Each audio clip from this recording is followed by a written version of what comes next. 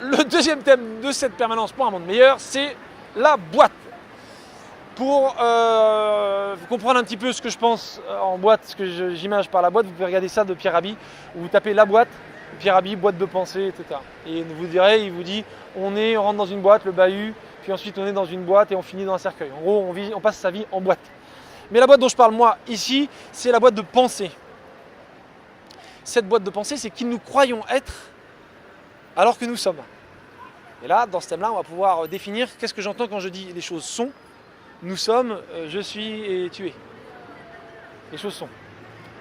La boîte de pensée, elle se forme par accumulation de blocs, de différents consortiums, de différentes expériences, qui fait qu'on voit la vie via les consortiums de 0 à 7, 7 à 14, 14, 21, 21, 28. On a passé tous ces consortiums qui nous font voir la vie d'une certaine façon. On a vécu dans un environnement socio-économique qui fait qu'on a fréquenté des gens plutôt de ce milieu-là, de cet environnement-là. Et donc on pense la vie via le spectre du milieu dans lequel on a grandi, via ce qui nous a composé. Okay. Donc maintenant qu'on a compris ça, et qu'on admet que nous sommes l'accumulation de tout ça, c'est qui nous pensons être ça. Nous sommes ça, mais nous ne sommes pas que ça. Et là, j'exprime le fait que les choses soient, que nous soyons dans un système capitaliste, communiste, fasciste, alors bouffer des racines dans les bois, nous sommes. Par essence, nous sommes. C'est pas parce que aujourd'hui, votre définition dans la société est définie par la boîte de pensée que vous avez, mais cette boîte de pensée, elle n'est pas figée, elle n'est pas...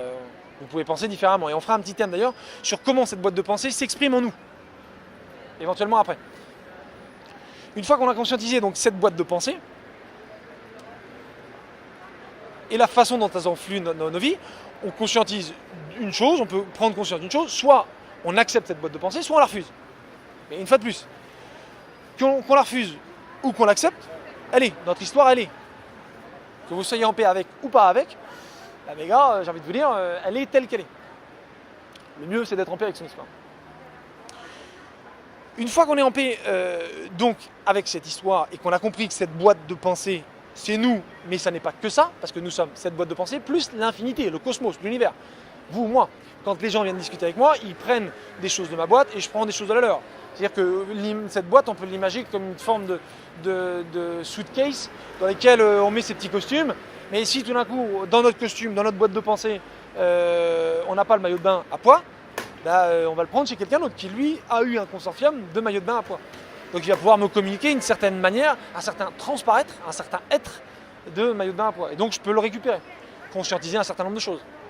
Chercher en moi pour trouver les choses qui me manquent. Rien n'est figé. Donc cette valise, on la conscientise, on trouve les choses qui sont dedans, il y en a certaines de bien, d'autres moins bien. Celles qui sont moins bien, on les change, on les adapte, on les modifie pour les bonifier, mec. Voilà la boîte de pensée.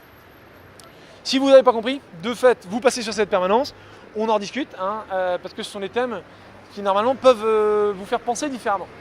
Et ça, c'est mon avis. Allez, ciao!